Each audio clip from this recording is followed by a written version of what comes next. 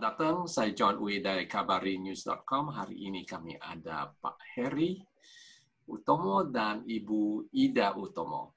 Apa kabar, Pak Heri dan Ibu? Kabar baik. Kabar baik, Pak John. Apa kabar? Baik. Terima kasih. Ketemu nih.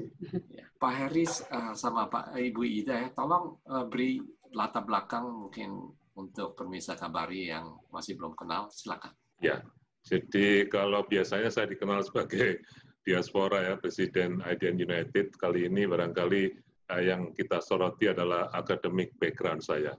Jadi saya adalah profesor di Louisiana State University dengan endowed professorship juga.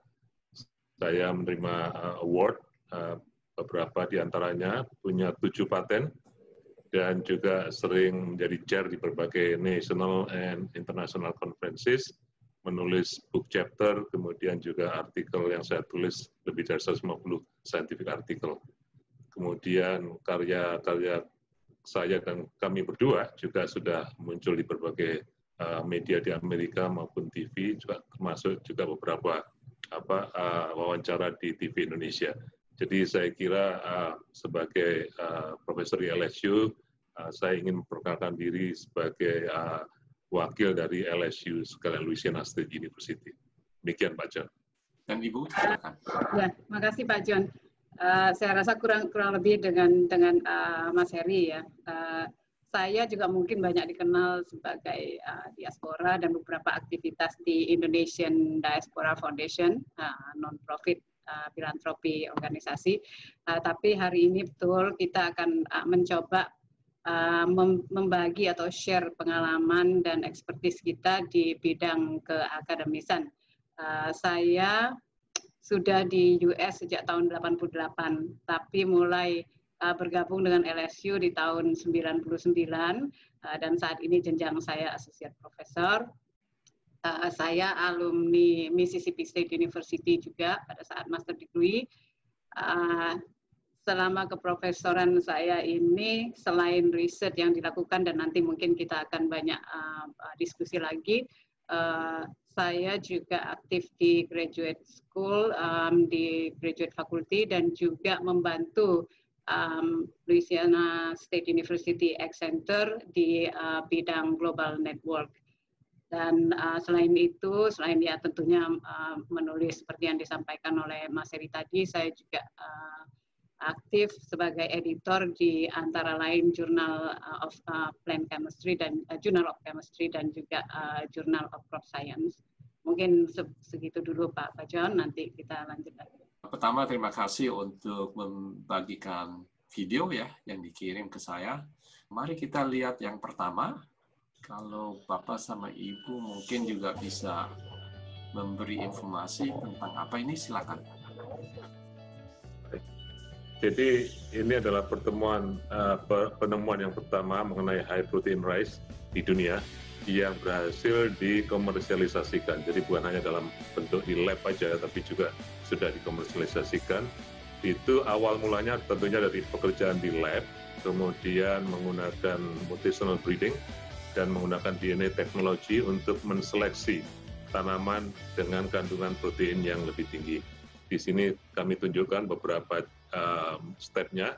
Jadi itu adalah yang ada di gambar sekarang, itu adalah DNA marker yang kita gunakan untuk membantu seleksi dalam proses penemuan kami. Jadi ini Gretchen Soundbreaker, Dr. Soundbreaker, yang adalah research associate kami yang ada di lab yang membantu secara rutin mengenai penemuan-penemuan yang kita upayakan ini. Ini adalah field selection, sebab setelah seleksi dari lab, kemudian tentunya harus diseleksi di lapangan, karena semua excellent quality itu hanya bisa dilihat di lapangan. Jadi setelah beberapa tahun, akhirnya kami berhasil menemukan satu galur yang bagus, dan kemudian kami patenkan, dan saat ini sedang dipasarkan oleh 2 company di berbagai outlet di Amerika Serikat. Di sebelah kanan itu adalah Katie, adalah student worker kami yang sudah selama 5 tahun membantu kami di lab juga. Jadi salah satu tugasnya adalah menganalisa nitrogen content di grain rice. Silakan Bu Ida kalau mau menambahkan. Saya rasa sudah cukup komprehensif. Cuma mungkin tadi pertama sekali kita malah lupa Pak John. Jadi bidang keahlian saya dan Mas Heri, saya sendiri itu bioteknologi dan mutational breeding. Nah, mutational breeding itu yang kita aplikasikan untuk menghasilkan high protein rice ini. Tentunya ada hal-hal lain lagi, tapi kita hari ini akan penekanannya ke situ. Dan Mas Heri sendiri plant genomic dan bioteknologi. Jadi hampir mirip tapi complementary each other, detailnya sangat berbeda. Ya. Jadi mungkin yang perlu saya tambahkan adalah bahwa produk ini adalah non-GMO, Pak John. Jadi ini benar-benar normal, biasa, dengan kandungan protein yang tinggi tanpa merubah karakter yang lain. Kemudian juga ada pertanyaan sering ini, atau apakah ini fortified? Ini bukan. Jadi tanaman biasa yang ditanam dengan cara yang sama di lapangan, hasil dari mutational breeding kami itu bisa menghasilkan tambahan protein tanpa merubah cara atau manajemen tanamnya. Jadi ini yang saya kira nilai plus yang bagus, yang tanpa harus menambah cost di lapangan. Jadi kalau kita hitung dari 1 hektarnya, itu kita bisa mendapatkan protein murni sebesar 200 kg tambahan tanpa harus merubah apa-apa. Dan ini sudah ditanam di beberapa tempat, termasuk di Puerto Rico, di Illinois, dan juga di berbagai tempat di Louisiana, dan kandungannya itu sangat stabil. Mungkin belum. Non-GMO, apa itu artinya? Non-GMO itu non-genetically modified organism. Jadi Pak John, ada beberapa teknologi yang menggunakan transformasi tool, ya, memasukkan gene dari organisme lain ke dalam tanaman atau sebaliknya. Nah, kebetulan saat ini pasar, terutama di Europe, itu sangat anti terhadap GMO ini, genetically modified organism. Artinya ada unsur dari luar yang masuk ke dalam yang mereka takut akan menimbulkan implikasi yang jelek, minimal mungkin membuat alergi dan seterusnya. Jadi mereka membatasi sekali dan sangat strict tuh Pak John. Kalau kita didapatkan misalnya tanpa sengaja maupun tidak sengaja 0,05% aja, mereka mereject produk itu. Jadi begitu kuatnya ya consumer yang ada against GMO, makanya kami meskipun 20 tahun yang lalu sudah bekerja di GMO, tapi kemudian kita banting setir dan membangun produk-produk yang non-GMO seperti ini. Dan mungkin tambahannya dalam bahasa atau layman term-nya ya Pak ya, karena kita di bidang bioteknologi, jadi setiap kali masyarakat umum itu mendengar bioteknologi, yang mereka pikirkan itu adalah kita merubah DNA atau DNA-nya dari apakah itu tanaman ataupun animal. Jadi setiap kali kita menghasilkan sesuatu dari bioteknologi, meskipun dalam hal ini tadi kalau Pak John lihat ya, itu ada petri dishes, ada undifferentiated cells dan sebagainya kita hasilkan dari tissue culture, tapi kita tidak memasukkan foreign DNA ke dalam sel-sel yang akan kita hasilkan menjadi antara lain high protein rice ini. Nah, kita mengubahnya di sana sini dengan mutational agent, tapi tidak memasukkan DNA asing. Nah, pada saat kalau memasukkan DNA asing, nah itu yang disebut dengan GMO tadi itu. Jadi meskipun kami menggunakan DNA teknologi untuk membantu kami, tapi kami tidak memasukkan DNA foreign DNA ke dalamnya. Jadi DNA teknologi yang kita gunakan itu membantu kita mengetrace ya, mengikuti alur dari seleksi itu sendiri tanpa harus mempengaruhi DNA yang di dalam tanaman itu. Jadi mungkin di situ bedanya kadang-kali yang agak kritikal ya. Jadi new technology tapi kita gunakan dengan cara yang lain hanya untuk membantu seleksi. Jadi yang terjadi adalah mutasi alami, kemudian seleksinya menggunakan DNA teknologi yang terbaru. Dan itu apa artinya more fortified? Fortified itu silakan. Fortified itu jadi misalnya dalam ada contoh yang gampang mungkin ya, bahan makanan yang memerlukan tambahan zat besi. Nah, itu di fortified artinya zat besi itu ditambahkan ke bahan yang sudah jadi itu atau diperkaya, dilengkapi ya secara kimia. diintegrasikan ke dalam final product. Ya. Jadi sebagai tambahan, Pak John, dari produk yang aslinya ditambahkan misalnya iron atau yang lain-lain, vitamin atau vitamin E yang ada itu, misalnya begitu. Jadi ini produk kami itu adalah hasil kemampuan dari tanaman itu sendiri menaikkan protein. Jadi protein tidak ditambahkan, tetapi memang dihasilkan sendiri oleh tanaman dan ada di dalam beras itu sendiri. Jadi itu kira-kira yang disebut dengan produk yang non-fortified tadi. Jadi bedanya sama beras biasa, sama beras yang Pak Heri sama Ibu Ida kerjakan itu, bedanya apa itu sebenarnya selain protein ya? Kalau salah ini protein lebih tinggi ya? Ya, jadi protein yang paling utama memang protein tujuan kami. Semula tujuan kami adalah seandainya kita bisa membantu proteinnya, karena di sebagian besar kita tahu 500 million people itu bergantung kepada nasi, beras. Nah, kalau itu kita naikkan proteinnya, maka malnutrition di dunia itu bisa menurun dengan signifikan. Itu dulu anggapan kami, sampai sekarang pun begitu juga, tetapi tentunya dalam perkembangannya Pak John, bahwa produk itu tidak bisa survive meskipun penemuan bagus, nggak akan nyampe ke pengguna kalau dia tidak bisa masuk ke pasar. Dan kita tahu kalau pasar di Amerika ini sebagian besar adalah diekspor. Jadi 45 produk rice di Amerika itu untuk ekspor. Kita sendiri tahu bahwa itu bukan hal yang utama di sini ya, mengenai rice ya. Kita aja yang dari Asia barangkali yang banyak makan rice, tapi produk utama untuk yang lain itu tidak dari rice. Oleh sebab itu, maka pemikiran kami berikutnya itu bagaimana bisa masuk ke pasar-pasar yang semula tidak mungkin dimasuki oleh padi atau rice.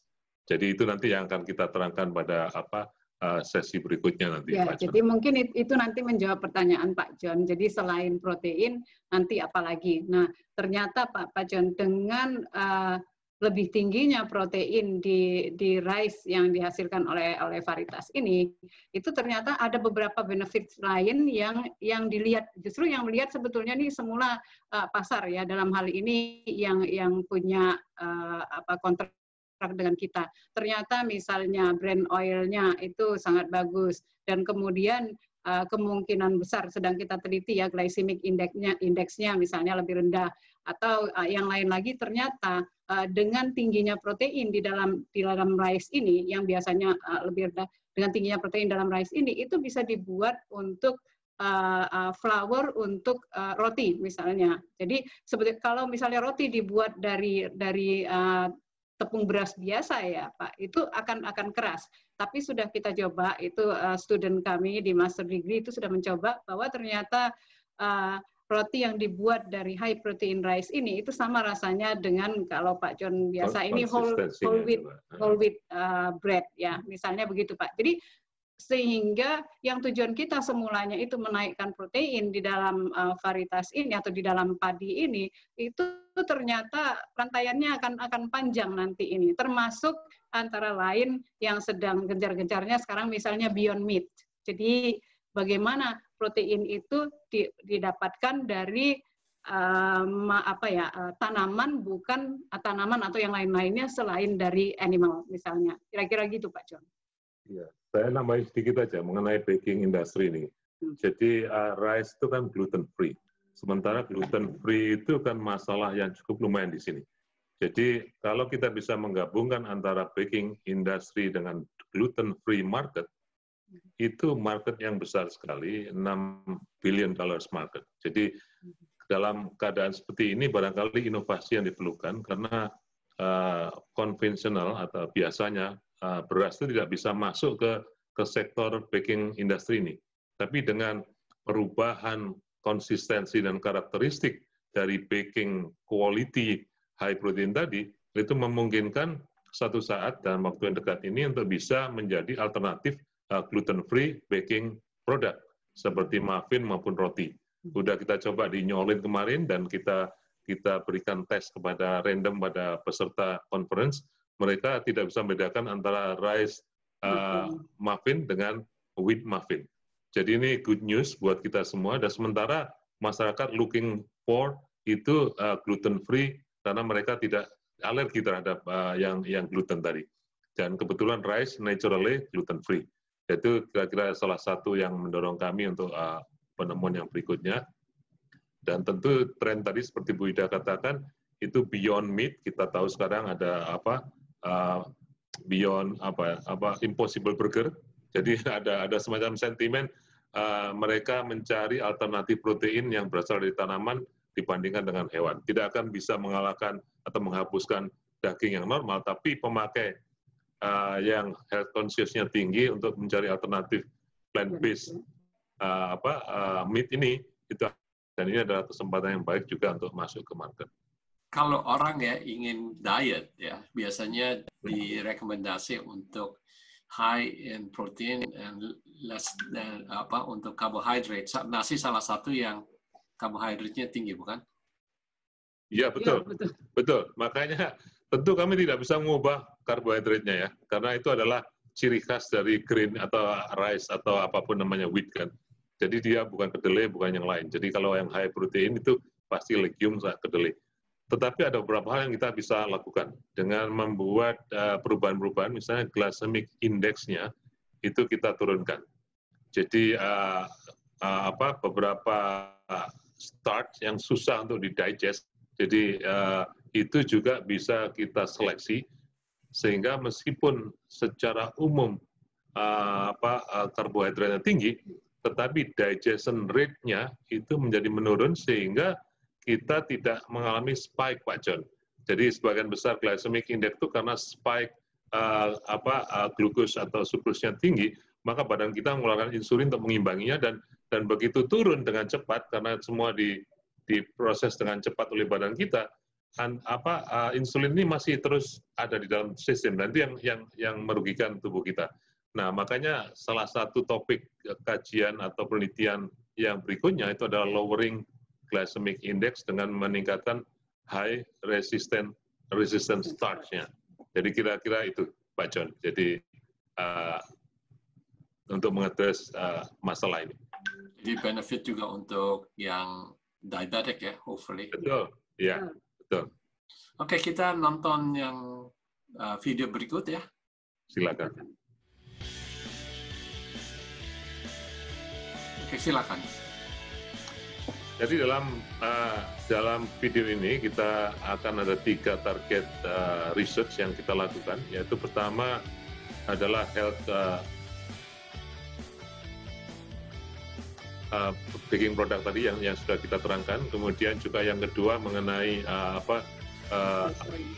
high point, smoke point, yaitu yang ada di dalam brand oil sendiri.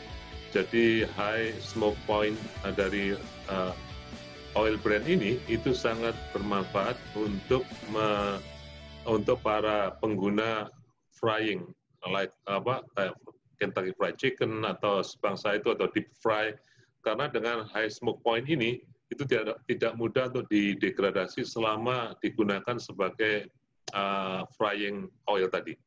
Akibatnya maka akan lebih sehat. Kemudian juga retensinya terhadap flournya itu juga lebih kecil, Pak John, sehingga yang menetes ke bawah itu akan semakin banyak, sehingga oil yang tinggal di dalam fried chicken misalnya itu menjadi semakin sedikit. Nah, dengan menggunakan prinsip ini, maka penggemar fried rice atau fried chicken atau apa aja meat fried itu semua akan lebih sehat. Jadi karena komponen-komponen tadi. Jadi itu yang sedang juga menjadi topik penelitian yang berikutnya. Kemudian secara umum kami juga akan memperkuat Beyond Meat tadi yang menggunakan alternatif plant-based protein dengan mungkin ekstraknya atau yang lain-lain dengan teknologi yang akan ada ini. Silakan Bu Ida nambahin. Ya, antara lain juga Pak John. Jadi kalau tadi baking industry kita udah bicarakan di depan, kemudian gluten free juga sudah kita bicarakan. Nah, high smoke point oil itu, jadi misalnya itu bagaimana oil itu tidak terbakar pada temperatur yang sangat tinggi sehingga bisa digunakan berulang-ulang. Nah, ini kita kalau masuk ke industri, ke ekonomi dan sebagainya, itu akan sangat membantu karena seperti yang tadi Mas Heri singgung sendiri sedikit, dengan demikian minyak itu bisa digunakan berkali-kali. Nah, saat ini misalnya ya, minyak yang high smoke point-nya itu tinggi sekali, misalnya minyak avocado, itu bisa sampai 400 atau 500 degree Fahrenheit ya, Celsiusnya biar di Google sendiri nanti saya lupa. Nah, yang sudah dicoba dengan brand oilnya high protein rice ini itu bisa melebihi 500 degree Fahrenheit. Nah, kalau ini betul bisa terjadi, jadi bisa dibayangkan Pak John, mulai dari rice-nya sendiri, kemudian bisa digunakan to baking dan sebagainya, bahkan brand-nya pun itu nanti bisa akan kita gunakan untuk high smoke point oil ini. Jadi ini kita bekerja sama dengan food science, sekarang juga sedang dilakukan. Mudah-mudahan nanti bisa segera keluar dari pipeline kita ini. Jadi kalau Pak John barangkali awamnya dengan brand yang disebut brand itu adalah kulitnya padi. Jadi itu mengandung oil sekitar 8%, kalau nggak salah 6%, 8%. Jadi beberapa yang lain kami atau galur kami yang sedang kita kembangkan itu memiliki kandungan oil brand oil yang 2 kali lipat. Itu salah satu seleksi yang kita mentujukan untuk meningkatkan itu. Nah nanti secara umum Pak John, kalau semuanya nanti akan di-enhance, akan dinaikkan, maka persentase karbohidrat itu akan menurun juga. Tidak sedrastis, tapi juga akan membantu. Jadi tetap dari sumber sebagai sumber energi melalui karbohidratnya, tetapi levelnya akan menurun sedikit digantikan oleh komponen-komponen yang punya manfaat yang lebih besar untuk kesehatan tadi. Jadi oilnya, kemudian baking komponen, kemudian juga yang gluten free tadi. Jadi termasuk proteinnya. Jadi kami sedang bekerja juga untuk tetap meningkatkan protein sampai level ke 12%. Jadi umumnya Pak John, secara rata-rata padi itu rata-rata antara 6-7% protein kontennya. Tapi lain kami akan mudah-mudahan akan menjadi 2 kali lipat nanti dari 6%-nya, dari 12% something. Ada beberapa yang sudah kita uji yang sudah konsisten dan stabil di beberapa tempat dan punya juga properti atau karakteristik seperti yang kita arahkan tadi dari beberapa poin yang tadi. Mungkin ada yang lebih make sense untuk masyarakat umum ya Pak John, malah lupa kita menyebutnya. Jadi kita juga bekerja sama dengan Kellogg untuk cereal ya. Nah, cereal kan ya macam-macam corn dan sebagainya termasuk juga rice. Cuman seperti yang disampaikan tadi, alangkah bagusnya kalau cereal itu kandungan proteinnya 2 kali lipat dari rice cereal yang ada sekarang ini. Nah, cuman memang bekerja sama dengan Kellogg dan terutama untuk produk cereal ini ya, itu mereka memerlukan rice yang tertentu. Yang kita sudah punya ini misalnya kalau Pak John di California ya, kalau makan nasinya Amerika sih, itu ada long grain, ada medium grain. Nah, untuk Kellogg mereka biasanya meminta misalnya medium grain. Nah, untuk itu berarti project kita itu akan perlu membuat satu lagi varietas yang memang akan kita dedicate untuk Kellogg agar bisa digunakan untuk cereal industry. Jadi yang kalau kandungannya 6%, yang akan kita hasilkan itu 12%. Jadi 2 kali lipat dari kandungan protein yang ada. Sehingga yang makan cereal rice cereal itu akan menikmati protein yang 2 kali lipat lebih tinggi. Mumpung di topik yang ini, kebetulan aja saya informasikan kira-kira 2 bulan yang lalu pada saat kita lagi COVID-19 yang genting-gentingnya di Louisiana, itu company dari India, Basmati, specialty rice ya, Basmati itu kan terkenal banget di sana, itu yang minta tolong untuk dibantu mengembangkan varietas mereka. Dan ini saya kira salah satu yang memang barangkali tepat sasaran ya, karena India historically itu kan tidak mengkonsumsi meat, jadi dia adalah vegetarian. Di sini benar-benar peran protein yang nambah di rice basmati itu akan tepat kepada sasaran konsumer. Jadi kami sedang menyusun kerjasama teksnya, kerjasama perjanjiannya dan seterusnya melalui IP office kami, intellectual property kami di LSU untuk bisa memungkinkan kerjasama internasional ini bisa dilakukan. Sebagai researcher, sebagai peneliti, kami tentunya sangat senang sehingga apa yang bisa kami bantukan ke dunia yang lain juga bisa dimanfaatkan dengan baik. Jadi saya kira ini Pak John sesuatu yang barangkali hal yang lain yang bisa kita lakukan untuk mempengaruhi atau memperbaiki kesehatan di berbagai tempat di dunia yang memerlukan. Wah, hebat sekali ini. Kita lihat yang berikut ya.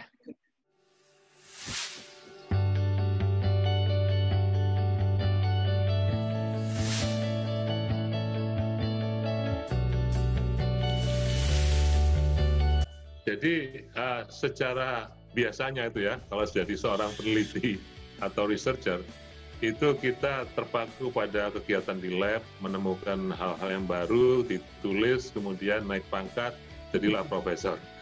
Jadi ternyata di Amerika Serikat ini itu bisa lebih dari itu.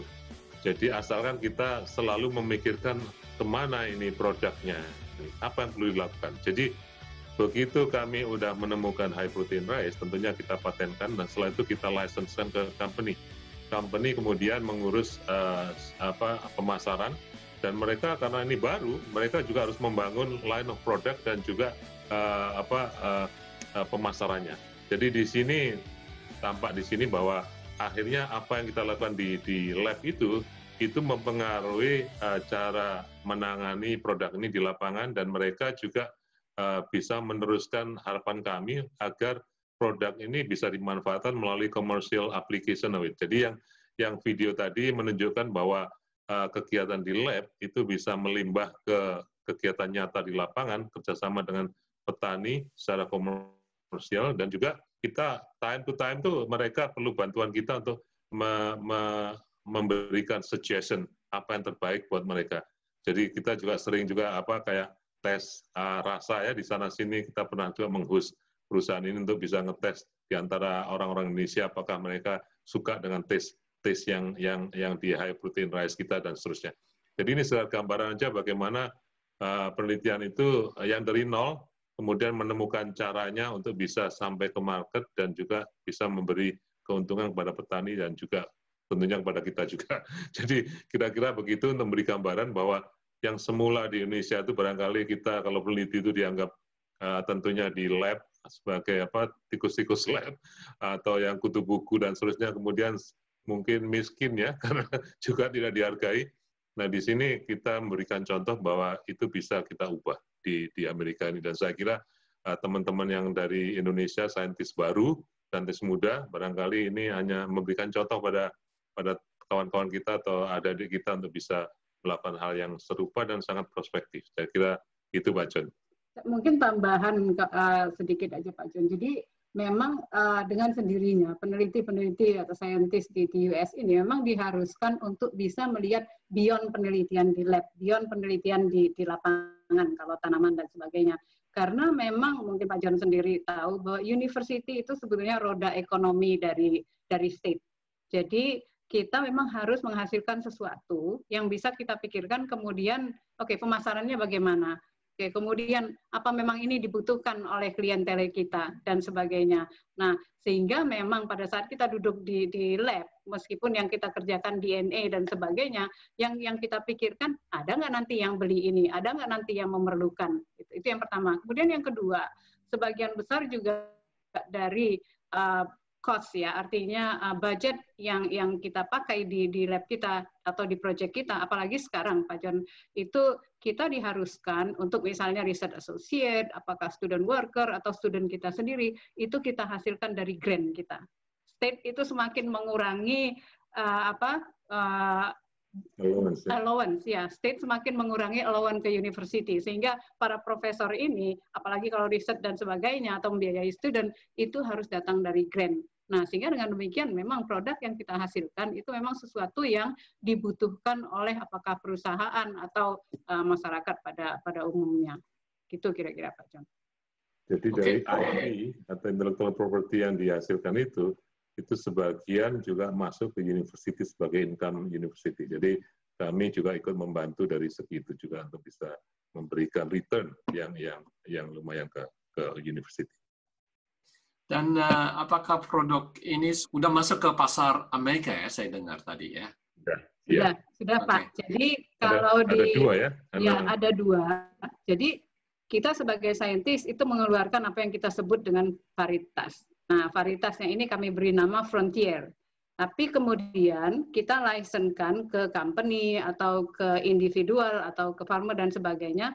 Setelah kita license-kan, nah mereka memasarkan produk itu dengan nama yang mereka inginkan. Misalnya satu yang namanya Cahokia itu ada di daerah Missouri, Illinois dan sebagainya. Mereka menggunakan nama Cahokia karena itu nama suku Indian yang dulunya di Illinois.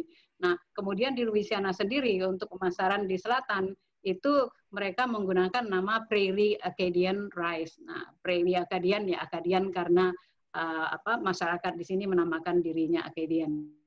Jadi ada dua bentuk dua produk atau brand name di pasar yang kita lihat dari varietas Frontier yang kita keluarkan itu, Pak. Dan untuk pemirsa Kabari yang ingin beli beras ini, seandainya di California, itu kita lihat apanya jadi tahu ini beras yang sudah dari namanya Pak John. Dari namanya Cahokia atau Prairie Acadiana. Mudah-mudahan sudah nyampe, tapi rasanya belum nyampe ke California juga. Tapi online-nya ada gitu. Jadi ada satu hal kalau untuk California, memang mereka itu berasnya ya atau rice-nya itu sangat spesifik sekali. Karena kita bicara beras Amerika kan ini ya. Jadi mereka punya beras yang modelnya lain dari misalnya state yang memproduksi rice di tempat lain, misalnya Arkansas, Mississippi, Texas, Louisiana, dan California. Itu kan 5 state yang memproduksi rice di Amerika ini ya. Nah, California itu sangat spesifik sekali. Nah, sehingga yang masuk ke sana juga hanya yang bisa diterima oleh pasar di California. Jadi mungkin untuk pemirsa kabar yang ada di California, itu terpaksa mungkin untuk sementara ini mesti order online karena adanya itu di Southern US dengan di East Coast ya, di East dan Midwest, Pak. Dan apakah sudah masuk ke Indonesia? Saya kira harganya sangat mahal. Jadi terus terang aja. Jadi mereka memasarkan karena baru dan juga unik gitu ya. Jadi kalau dari kacamata kita sangat cukup mahal Pak John. Jadi saya susah juga merekomendasikan ke kawan-kawan karena juga tidak begitu murah ya dibandingkan dengan produk yang normal. Kemudian juga saya kira terus terang aja nasi Amerika atau beras Amerika itu punya karakteristik yang berbeda dengan nasi kita Pak John. Kalau nasi kita itu pulen, kalau nasi Amerika itu agak lebih keras sedikit dan sering ambyar ya, bahasa Jawanya kalau nggak salah. Jadi dan itu memang disukai di sini karena ada hubungannya dengan cara mereka memakan nasi, terutama misalnya gambo, kemudian menjadikan produk yang lain. Jadi mereka nggak begitu menyukai sesuatu yang pulen. Nah, itu yang kadang-kadang teman-teman juga mesti kita beritahu ini. Jadi aware kalau itu tidak seperti nasi kita. Tetapi kalau mau jadikan nasi goreng, saya kira itu sangat bagus. Saya udah coba berkali-kali dan karena akan kelihatan individu rice-nya itu dan bumbunya itu masuk ke masing-masing bulirnya itu, masing-masing buahnya. Dan itu sangat bagus. Nah, yang sedang kita lakukan untuk mengadres seperti Indonesian teman-teman yang Indonesia ini, itu ada varietas lain yang sedang kita kerjakan sekarang, yaitu Dela. Dela itu hampir mirip pulennya dengan kita. Itu punya Amerika juga. Jadi kita sedang mengembangkan itu. Mudah-mudahan nanti kalau sudah beres, teman-teman Indonesia saya kira akan sangat senang tuh dengan Dela karena punya aroma yang cukup lumayan, nggak sekeras jasmine, tetapi kepulenannya sudah saya coba ini berhari-hari. Saya juga senang itu dengan pulennya itu dan ini yang sedang kita kerjakan, Pak John. Apakah di masa depan akan ditanam juga di Indonesia? Kalau ditanam di Indonesia mungkin agak susah karena di sini adalah long day summer ya. Jadi panjang harinya lebih dari 14 atau 16 jam. Dan ini ada hubungannya dengan karakteristik tanaman. Jadi kalau tanam kita ditanam di tropik mungkin hasilnya tidak bagus. Tapi ada beberapa varietas yang bisa bagus juga Pak John. Kayak cypress bisa ditanam di Guatemala. Nah, kita mesti uji dulu. Tapi saya udah tahu kalau padi kita dari Indonesia ditanam di sini, itu mereka cenderung tidak berbunga karena long day. Jadi perlu testing. Nah, tentunya yang paling gampang barangkali mentransfer teknologi ini ke Indonesia. Jadi menggunakan varietas lokalnya, sehingga tidak perlu lagi pertama karakteristik kimianya, chemical property-nya dari grain itu sendiri tidak asing bagi Indonesia. Yang kedua juga kalau ditumbuhkan juga optimal. Itu kira-kira Pak John. Jadi menurut saya sebaiknya kita menggunakan varietas lokal di Indonesia yang sudah sangat adaptif atau menyesuai dengan kondisi lokalnya. Nah, rasa dari plant-based meat ya, dengan daging sendiri, apa itu bedanya? Ini saya sih cuman baca aja ya. Jadi dari beberapa komentar yang dilakukan oleh para pesertanya itu ternyata memang tidak ada rasanya itu Pak John, bedanya. Tidak ada bedanya. Jadi tidak beda banget. Bahkan tidak ada bedanya. Iya. Tidak ada bedanya rasa ya. Jadi bahkan warnanya itu sekarang menggunakan ini yang dari kacang tanah, dari noodle itu kan ada yang warnanya merah itu. Itu dipakailah sebagai pewarna. Dia bukan pewarna kayak kimia ya. Jadi dia dari tanaman tidak bahaya, tapi memberikan impact kalau diproses sama persis seperti meat, Pak. Jadi orang pun akan tidak, makanya kalau Pak John akan ke Burger King, itu ada Impossible Burger namanya, itu plant-based bukan meat-based. Rasanya seperti burger biasa. Jadi ini yang juga sesuatu yang menarik perhatian kita semua. Jadi untuk pemirsa Kabari yang ingin makan plant-based meat, ya bisa ke Burger King sekarang. Ya, bisa. Jadi iya Pak, memang ya. Impossible Burger. Ya. Kita dulu pernah salah beli sebetulnya karena namanya Impossible Burger. Wah ini Impossible Burger apa kita beli? Ternyata itu bukan meat. Jadi itu plant-based. Ya waktu kali dimarketkan itu kira-kira 2 tahun yang lalu atau setahun yang lalu ya. Kita juga belum aware kalau akan ada ke sana gitu. Jadi ternyata Burger King coba produk yang dicobain dan kita beli accidentally enggak. Karena namanya aneh, kami ingin tahu nyoba aja. Ternyata memang kita nggak terasa kalau itu kayak meat. Jadi waktu kemudian tahu dari publication sebulan berikutnya, oh ternyata ini plant-based. Tapi apakah ini plant-based juga di dalam research Pak Utomo dan Ibu Ida? Jadi in general yes. Yang disebut plant-based yang lebih radikal tuh Pak John. Jadi tidak hanya tanaman aja yang dipakai, tapi juga ada insect base, kemudian juga tanah algae, jadi bukan tanaman tinggi seperti yang kita ada itu seperti rice, tapi dia adalah tanaman sel, itu yang menghasilkan protein yang tinggi dan diekstraknya. Jadi, tapi kami ada di dalam grup itu dalam pengertian umum, karena kita adalah dalam tujuan yang sama, gitu, kira-kira Pak John. Dan tantangannya apa sekarang? Untuk plant-based? Ya, untuk semuanya, beras dan... Oke, beras. Tantangannya tadi itu, mengepus alternatif produk yang selama ini rice tidak bisa masuk. Kayak tadi itu yang di baking industry, kemudian di gluten-free muffin atau bread, itu ada pasar yang besar sekali, kemudian juga yang healthier lifestyle, jadi pemaketannya bagian dari sesuatu yang healthy, misalnya chip dari rice yang high, yang kita lihat beberapa ada di Australia, kemarin waktu kita ke Australia ada rasanya enak, tapi kalau dikasih protein tentu lebih appealing kepada para penggemarnya. Jadi ini yang sedang kita masukkan. Yang kita seringkali lupa bahwa proses adopsi teknologi itu atau adopsi invention itu juga perlu waktu, Pak. Jadi konsumen itu agak susah juga diyakinkan ini bagus, jadi take time. Itu yang tantangan yang kita hadapi, dan itu tentunya pemasaran, yang bagian pemasaran yang punya masalah. Tapi kita juga ikut memikirkan, misalnya kalau ada berita baru kita berikan, ini ada produk alternatif, coba mau dicoba nggak, dan seterusnya. Jadi kira-kira gitu. Jadi ini tantangan baik di lab maupun di luar lab.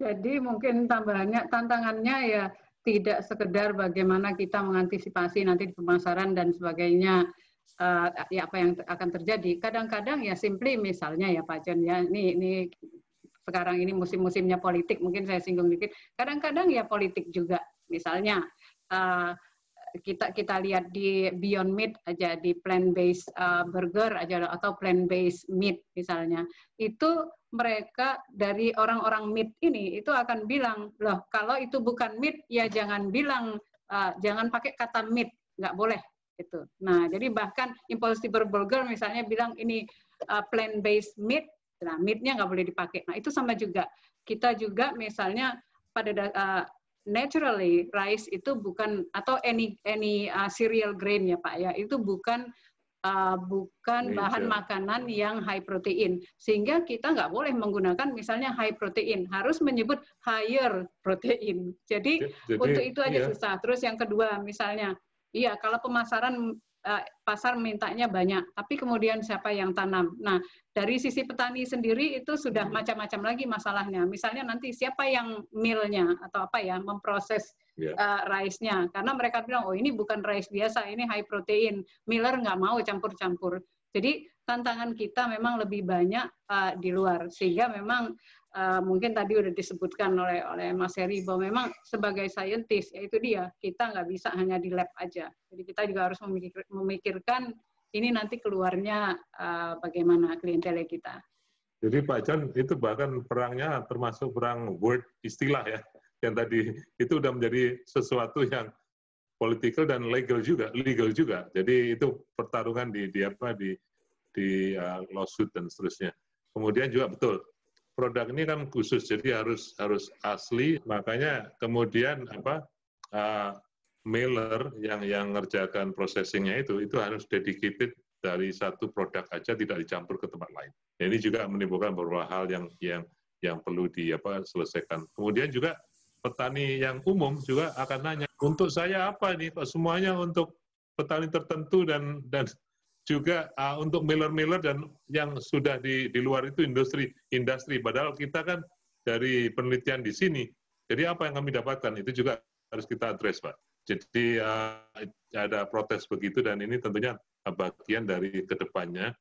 Makanya kami mengusulkan identity preservation, di mana identitas varietas itu bisa dipegang oleh petani, sehingga petani yang menanam tanaman ini bisa mendapat return langsung karena dia harganya premium. Ya, kira-kira gitu Pak John, barangkali terlalu jauh ya. So, just curious, kalau untuk menanam beras yang biasa ya, dan juga beras yang Pak Heri sama Ibu Ida bikin itu, apakah jangka waktunya lebih cepat atau lebih lama itu? Itu sama persis Pak John, kecuali karakteristik dari proteinnya aja. Yang lain-lain persis Pak John. Jadi tinggi tanaman, cara ngairi, kemudian masa panen, cara, ya tentunya kalau kita mau mengubah nitrogennya lebih tinggi, asumsi saya akan naik proteinnya. Tetapi tentu akan agak berisiko karena nanti akan mudah rebah dan seterusnya. Jadi saya stick dengan cara yang sudah dikenal, tanpa mengubah apapun. Mereka tidak bisa membedakan antara varietas kita dengan varietas aslinya. Persis Pak John. Jadi semua bentuknya aja. Ya cuman produksinya agak kurang sedikit. Jadi sekitar 6% menurun. Jadi tapi yang lain-lain sama. Tapi karena jadi bentuknya, dimensinya, terus kalau di mail tuh warnanya sama. Padahal kami sebelumnya, kalau protein tinggi biasanya lebih cloudy ya, lebih jelek. Tapi ternyata enggak, dan syukurnya yang protein tinggi itu tidak hanya di kulitnya aja, tapi juga di dalamnya, Pak John. Jadi antara kulit dengan di dalamnya itu bedanya cuma 1 1% kali ya? Tidak, setengah persen. Jadi itu juga mengherankan. Padahal semua data yang ada di literatur itu biasanya kalau high protein tinggi akan steril. Kemudian bentuk dari grainnya akan berubah menjadi lebih kuning. Dan itu selalu ditanyakan orang di setiap pertemuan ilmiah itu. Bentuknya gimana? Anunya apa? Warnanya apa? Padahal udah kami bawakan ini, warnanya sama persis dan ini bukan dari kami nih, dari mailer kami, dari petani yang sedang memproduksi ini dan mereka masarkan. Jadi kira-kira itu. Jadi cukup mengherankan, tapi ya mudah-mudahan ini basis yang kuat untuk bisa masuk ke sektor yang kami inginkan tadi. Dan kalau untuk diet, kalau orang ingin diet, apakah ini nasi bisa bantu? To certain level ya, saya kira. Jadi menurun itu, jadi ya mungkin sekitar membantu level 10% kadang-kadang Pak. Jadi tidak sama sekali membantu ya. Jadi kalau misalnya diabetik untuk yang sekarang ini ya mereka tentu masih hati-hati karena itu kan weight per weight basis. Kalau protein naik, berarti karbohidratnya secara umum menurun. Karena proporsinya kan demikian.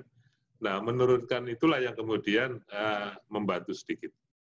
Nah, itu akan lebih membantu lagi kalau yang glycemic index tadi itu kita turunkan. Jadi meskipun kelihatan sama, tapi karena glycemic index-nya menurun, maka proses pencernaannya menjadi lebih flat daripada begini bentuknya, dia akan flat. Ini akan membantu yang diabetik tadi, yang diet. Tapi yang diet, saya rasa sih ya kalau health benefit ya mungkin ya Pak ya. Jadi nanti kalau kita udah bisa buktikan betul bahwa glycemic index-nya lebih rendah, itu akan sangat membantu. Tapi diet, nah saya nggak mau mengklaim karena diet sekarang kita sering ngomong keto dan sebagainya misalnya. Gitu, jawabannya mungkin enggak Pak. Jadi kalau untuk diet tidak akan banyak terutama membantu karena dia keto, tetap rice, tetap nasi. Artinya masih belum ya, tapi buat quality dari berasnya sendiri karena protein lebih bagus, jadi itu lebih baik. Iya, betul. Memang itu nutrisinya, tujuannya. Kemudian juga glycemic index tadi yang diabetik, kemudian juga yang gluten free. Barangkali itu yang lebih memanfaatkan langsung saat ini yang sedang. Ada teman-teman sesama saintis yang memang misalnya bercanda ya Pak, wah kalau gitu kita bikin nasi goreng nggak usah pakai telur. Nah, saya rasa pernyataan seperti itu juga salah karena ya kita tetap perlu protein karena rice ini tidak menggantikan protein baik dari meat atau dari kedelai misalnya atau dari telur dan sebagainya. Dia hanya kalau dibandingkan dengan rice yang lain, ya ada tambahan proteinnya dan bayangkan misalnya kalau di Indonesia 3 kali sehari makan nasi, ya ini akan sangat membantu di mana misalnya daging mahal dan sebagainya. Ya, bagi masyarakat yang sangat bergantung pada rice, ini tentunya sangat membantu. Tapi bagi masyarakat normal lainnya yang menghindari karbohidrat tinggi, tentunya tidak bisa digunakan untuk membantu konsumer yang semacam ini. Okay. Alright, thank you. Bagus sekali. Oke, nah sekarang mau tanya ya. Hari ke depan, masa depan kemudian, kita bisa lihat apa dari hasil ini? Jadi saya berharap bisa menyumbangkan produk yang gluten free untuk masyarakat yang memerlukan, yang alergi terhadap wheat. Jadi ini jumlahnya besar. Kemudian juga kami harapkan bisa nyampe ke konsumer yang sangat memerlukan, misalnya tadi di India, di Indonesia dan lain-lain, dengan cara tentunya yang sangat responsibel, cara yang fair. Jadi tadi kayak basmati itu kami sangat baik sekali menyetujuinya karena itu juga sesuatu yang India perlukan karena mereka bergantung pada rice yang tinggi. Dengan begitu mudah-mudahan harapan kami semula pada saat kita penelitian pertama kali bermimpi itu bisa ikut membantu memerangi malnutrisi di dunia dan sebagian besar itu tidak di Amerika Serikat tapi di negara-negara berkembang, kebagian besar di Asia yang tergantung pada rice. Dan itu kira-kira jangka panjang begitu Pak John. Tetapi untuk bisa membantu ke sana, kita mesti kuat di sininya juga. Makanya kami memperhatikan konsumer yang ada di Amerika Serikat, tentunya dengan target yang sangat berbeda. Tadi itu yang kami terangkan, baking, oil, dan seterusnya. Itu yang yang non-meat dan seterusnya. Kira-kira gitu Pak John, harapan kami. Mungkin Dan Bu, dari silakan. Sudah lengkap? Ya. Sama, dari Pak. Oh, sama, oke. Ya. Oke, terima kasih Pak Heri sama Ibu Ida untuk memberi dan membagikan informasi mengenai future plans ya. Hopefully semua akan benefit ke seluruh dunia termasuk Indonesia.